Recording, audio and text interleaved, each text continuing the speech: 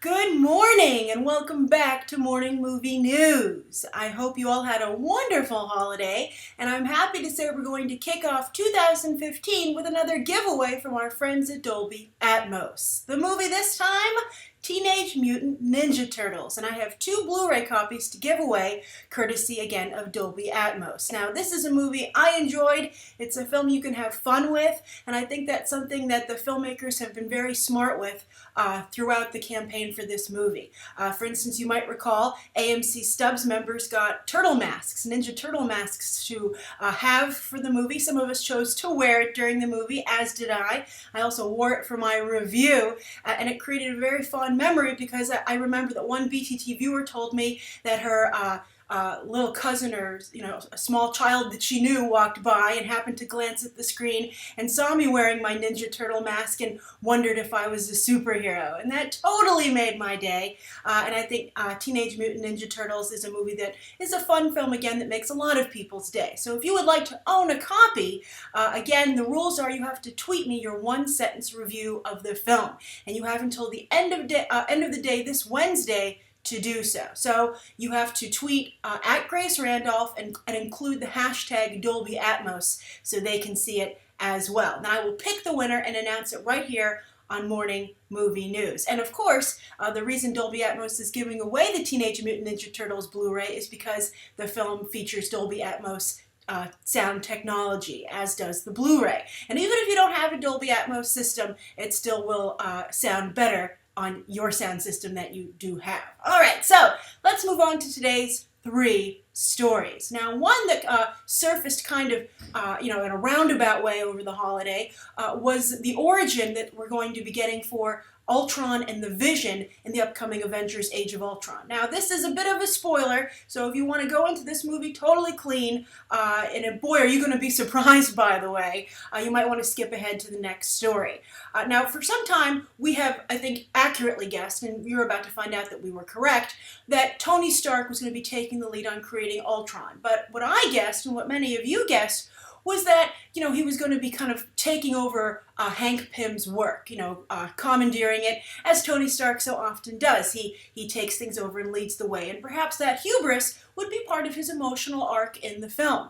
But I think you're going to be very surprised, based on these origin stories that were leaked via the descriptions on toy descriptions, that's how they got out, that the MCU has totally done away with the origin of Ultron from the comics. It is completely gone. Nothing of it, no element of it remains whatsoever, and that's very surprising.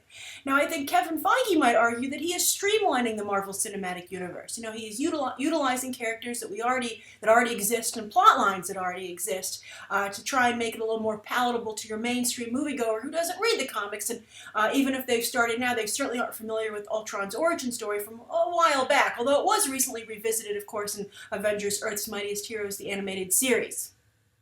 But I think other people might say, particularly comic book fans like you and me, most of BTT viewers are pretty familiar, I think, with comic books, or at least want to see them honored in the films. But I think this just points to the further ostracization of the Hank Pym character that's to be played by Michael Douglas in the upcoming Ant-Man movie. And not just the Hank Pym character, but just the Ant-Man movie in general. If Hank Pym isn't factored into the creation of Ultron, what is the point of the Ant-Man movie? What is the point of including those characters if you're robbing them of the storylines that they've contributed to the Marvel mythos over time, right? Why do we need them? We'll see how good the movie looks in general tomorrow when the trailer debuts during Agent Carter. Look for my review Wednesday morning. I'm going to do a shot-by-shot review again. But I've told you I'm already concerned that it just seems a little bit like an Iron Man light movie. We'll see. We'll see. I'm very curious to see what Peyton Reed has done with Edgar Wright's project. So let's get into these exact origins. So far, if you haven't heeded my spoiler warning, you're pretty good, but now is really the time that you're going to want to jump ahead if you don't want to know. All right, so Ultron. Now, the way it's described is that Tony Stark experiments with a Chitauri computer program. These are the aliens that invaded Earth at the end of the Avengers film. And then he ultimately, accidentally creates the artificial intelligence that we come to know as Ultron. And this further goes on to say that the goal of the movie will not only be Ultron wiping out humanity, as he's discussed in the trailer, but also trying to upgrade his body to make him the ultimate weapon. So I think that you're probably going to see the Avengers trying to stop him from acquiring different pieces of technology to upgrade. And then, of course, he can access any computer system and corrupt it and control it. Pretty standard artificial intelligence stuff. I mean, this is kind of like the stories. I think at this point, even your most, unexperienced comic book reader, but yet moviegoer, knows all the ins and outs of the artificial intelligence storyline. So that's why I feel a little bad that it's been robbed of what made it unique, and that's the father-son dynamic that created with Hank Pym and Ultron. The creator and the createe. Even though Ultron hates humans, he owes his existence in their debt. In this case, that's not true. He's an alien computer program, so it makes total sense that he would be against humanity, right? Is he paving the way for the Chitauri? There are a lot of different new questions that come into play. Also, then there's the idea of, should you create artificial intelligence? Well, in this situation, Tony Stark didn't do that. It becomes more, should you poke around with alien computer programs that you just have assumed are harmless? So there are just a lot of different questions there. We'll see if Joss Whedon can make them as compelling, but I think off the bat, they aren't as compelling as the more basic long-time stories that, the father-son dynamic that I think that the original creators of Ultron so geniusly applied to the artificial intelligence dynamic. So I'm curious to what you think. Now let's move over to the Vision. Now in the comics, I did a comics to film episode with Alan Kistler a little bit back. I'll put a link to it at the end of this video for Ultron, and it deals a little bit with the Vision. By the way, stay tuned for I Think About the Inc. announcement tomorrow. 2015 is going to be an exciting year, hopefully, on this channel. Fingers crossed. But Vision, he was created as something Ultron created him as a mole to join the Avengers and then work for him. And that was supposed to be, it's a big plot point, and the Vision decides he wants to be a hero and turns against his creator. So you kind of have like this, Russian doll, nesting dolls kind of situation here. That's not going to be the case in the movie. Now it's revealed that the Vision is co-created by Tony Stark and Bruce Banner, science bros at work. So he'll be instantly popular because everybody loves the science bros, myself included. Now, they don't mention that he's going to be the Jarvis computer program given, physical form, but considering the fact that it's Paul Bettany playing the character and he's the voice of Jarvis, I think that's just something they're probably saving, obviously, and don't even want to give it away on the toy box. But we can put 2 and 2 together pretty easily because 2 plus 2 obviously equals 4. But continuing, perhaps the logic of having Tony Stark and Bruce Banner upgrade Jarvis is to fight a computer with a computer. Maybe that's the idea there. That's what they come up with. And now it mentions that the Vision will be able to fly, shoot energy beams like Iron Man can do, but also change his density like he does in the comics to be able to phase through objects, ghosting as I guess the comic book term. And it's of course best known as the superpower of the X-Men Shadowcat, aka Kitty Pryde. So that's something that the Vision's going to be able to do. And that's a pretty amazing set of powers. And they have this great little illustration of the Vision coming through a wall. And I have to say, it's going to make him the most superhero-esque Avenger of the group, and complete with cape. And I just think that's a very interesting person to add, or machine to add to the team and create a really interesting dynamic. You're going to have your powerhouse be an artificial intelligence. It's going to be a computer. But I guess if he's the most impressive member of the team, it makes more sense that the Scarlet Witch, aka Wanda Maximoff, aka Elizabeth Olsen, might, be attracted to him. He's obviously, at least for the time being, perhaps the coolest member of the Avengers. So I'm curious to what you think of these changes. Marvel has really been well known for its adherence to the comics, the source material. And it's really been a strategy that's worked quite well for them. And whenever they deviate from it, like the Mandarin, they're horrible, horrible for Marvel consequences. I mean, Iron Man 3 was still the second highest grossing movie of the year when it debuted.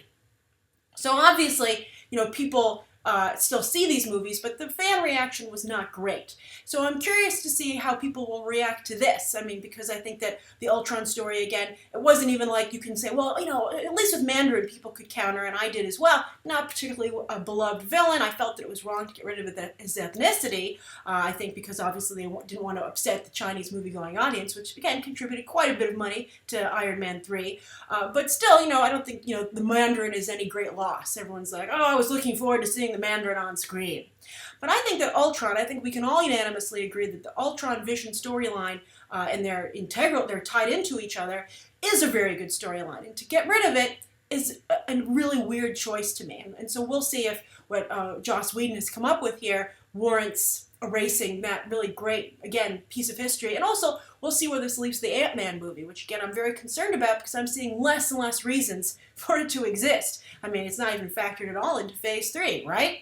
Unless Pym's going to be running around in some of those, or Scott Lang, I guess, running around in some of those movies. All right, so that's the first story of the day. Now, the second story of the day, I'm trying to not have too many comic books movie news stories. That's a note that I got a couple of times in 2014. So in 2015, I'm going to try and diversify the stories as much as possible, so there's something for everyone. And so even for the comic book movie fans, we're aware of other things going on in the industry. 2015 is going to be a pretty dynamic year. And one of the movies that people are excited about is Jurassic World. And a number of these movies that everyone's looking forward to are going to be showcased at a little event called the Super Bowl. And Jurassic World happens to be the first trailer that's been confirmed for the Super Bowl. Now, this is no big surprise because NBC will be airing the Super Bowl this year. The Super Bowl, in an effort to be fair, hops from network to network each year. I have to say, my favorite network to air the Super Bowl has got to be Fox because of their robot football player that I think makes it extra cool. I forget his name. It's like Titus or something, but he's very awesome, and you know, I like all the cool sounds and visuals that they add to the game. I think CBS and NBC, to their credit, and I guess ABC, they do an okay job, but they're not as good as Fox in adding the energy. So, but you know what? Universal has a great slate of movies coming up, and they, of course, share the same parent company as NBC, which is why Jurassic World is the first trailer to be announced, because they're like, it's an in-house deal, and maybe they gave them a discount, because, of course, the Super Bowl continues to be an extremely expensive way to advertise a product, being a movie or any other, there are tons of commercials that air during the Super Bowl. And because it's become so expensive, and because trailers have become so popular online, we've been seeing less and less films advertised during the Super Bowl because movie studios just don't want to pay the price. And also you'll find very short trailers sometimes run, so they don't have to pay too much. And then I think that sometimes there's an extended trailer released a few days later. It's a sneak peek, it's a teaser. I think they want to be a part of the conversation, but at this point, when you drop your trailer, you're a part of the conversation. Probably don't expect to see any Marvel movies advertised because, as you can see from all the big announcements from Marvel, Ant-Man is being used, the trailer, to promote Agent Carter. And then, of course, next Monday, they have the Avengers 2 next trailer debuting to promote college football on ESPN. So you're not going to see Marvel's because it's owned by Disney, and Disney's a big conglomerate. Just like this is a Universal NBC Comcast situation with Jurassic World and the Super Bowl, you're seeing studios, because they're so diversified in their own portfolios, not wanting to promote other companies' events and just wanting to help their own bottom line. And at the end of the day, we still all get to see these trailers, and they're a big discussion. So I'm curious to see which trailers do get played at the Super Bowl, and perhaps NBC will have to fill the whole slate with their Universal offerings. And Universal has two other movies that I think really fit with the football audience, and that's Ted 2, which we haven't seen anything for. I think that's a perfect time to debut a trailer for that. And then also another Fast and Furious, or just Furious 7 trailer or sneak peek would be, I also think, a good use of Universal's time and money. They've advertised on the Super Bowl before, and they come out really at the beginning of the summer. I think it's an April release date for Furious 7, so that's not too far away by the time February 1st rolls around. So I'm curious, though, do you like seeing movie trailers during the Super Bowl, or do you just, you don't care, you wait for them to come online? I'm just curious if you still think that's a really big part of the Super Bowl experience to you. I think it is. I enjoy it, and I wish they would pay for the longer ads, because you wait so long and it's such a big hype, just to watch about 15 to 30 seconds. I don't think it really does it does the trick. But of course, I'll be covering all the trailers, both coming up, leading up to the Super Bowl, and of course when they hit the internet. So very exciting. All right, so that's the second story of the day. Now the third story of the day, speaking of competitions, of course, while the competition to get in the Super Bowl is pretty substantial, it seems to be not nearly as nasty as the competition to win an Oscar. And yes, the race is turning mean. Oscar nominations, the voting just recently began, and then that's when we began to see this increase in, kind of dirty campaign politics. And of course, the Oscar nominations are being announced a week from Thursday on January 15th, and I'll be covering them right here over on the main Beyond the Trailer channel, actually. So be sure to look for that. But what's going on? Well, there seems to be a big little hubbubaloo, I guess you could say, about the accuracy of movies based on real events. And a couple of movies have been caught in the crossfire. And we'll see if this actually hurts their awards chances. And I'm curious to how you guys feel about it, if it changes how you feel about the films. For some of these, I don't believe them. For some of them, I think it's very important. So what are the films in question? Well, Foxcatcher is having a really big problem, and that the wrestler that Channing Tatum plays in the film, Mark Schultz, he is very upset suddenly. He was involved in the making of this movie, but he has really come out against the film, saying that he's upset about the homosexual undertones that are implied in the relationship between himself and John DuPont. And he says they're absolutely disgusting. And when you see what happens at the end of the movie, I don't want to ruin it for anyone who's seen it, because not a lot of people have seen Foxcatcher at this point. It's done, I think it's only around $8 million at the box office. But when you consider what's happened, to have to see something immortalized in celluloid, that you had a certain kind of perverse relationship with someone who did something really horrible to your family, you can see why this is difficult for Mark Schultz. But he has been very aggressive, very unstable, and threatening filmmaker Bennett Miller about the way the film has, turned out. And he's really taken to the television and Twitter to really rally against the film, saying it's inaccurate. So that's been a big problem for Foxcatcher all of a sudden. Then you have Selma, where a number of LBJ Lyndon B. Johnson, the president played by Tom Wilkinson in the film, a number of his biographers have stepped forward and said, look, this film, Selma, portrays him as being, reluctant to, push the Civil Rights Act forward, but he was actually not just enthusiastic, but he's the one who led the charge. And forget Martin Luther King Jr., it's all about LBJ. It's his legacy. And of course, the director Duvernay took to Twitter saying, that's really despicable to try and rob all of the people who, protested and risked their lives in Martin Luther King Jr.'s efforts to say that they were secondary to LBJ's. And I would agree with that sentiment. But still, this is a conversation that's come up. Also, there have been a couple things about Selma with not treating extras correctly, and that's been a problem. And then also with Big Eyes, Walter Keane's own daughter has come forward and said she feels that the film is totally inaccurate in how it portrays Walter Keane. And then finally, The Imitation Game has a huge number of problems where people are coming out of the woodwork left and right saying that Alan Turing, too much is credited to him in the film, that he did not build that machine single-handedly. And also it's been revealed that a number of people say that he was well-liked. He was very popular at Bletchley. And also, at least at Bletchley, they don't speak to for his life after Bletchley when he was back in public, but when he was in that private community during the war, they said that he was, pretty openly gay, and it was well known among all his colleagues, and he actually was able to pick up guys pretty easily and successfully. So those are some pretty big discrepancies from the way he's portrayed in the film. So how do I feel about this? Well, on Foxcatcher and Selma, I don't believe the discrepancies.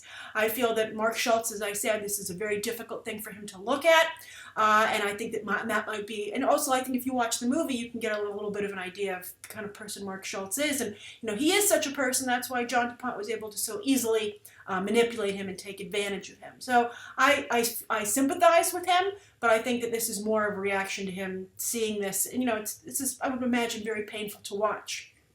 But still, we'll see if he affects it for Academy voters.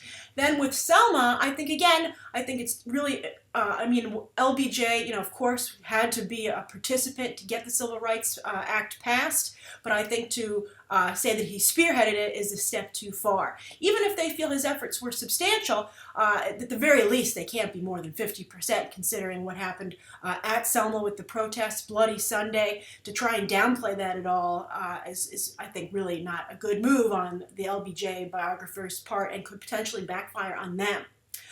So I don't believe either of those. With Big Eyes, I think it's really a non-issue because I think the film has a lot of problems beyond accuracy. But I would say that, as I said in my review, its depiction of Walter Keane seems particularly one-sided and a little bit of a vendetta against him because it's just so much from the viewpoint of Margaret Keane. So I think, obviously, it's not a fair portrayal of Walter Keane. Even though I don't think he's a wonderful stand-up person, I certainly think that he deserves to be presented in an honest light. And then finally, one that really does bother me, though, is The Imitation Game. Now, you know from my review I was not a fan of this film, but I think the inaccuracies that are included in it are too big to overlook. I know that some artistic license is taken with films about real-life events, things have to be condensed, etc. But I had other problems with the film, as I said, about, the control that the movie says that Alan Turing and MI6 had over the war and what information they actually dispelled to the Allies. I think that's an even bigger problem. I don't know if that's true or not, and I wish that people would address that question.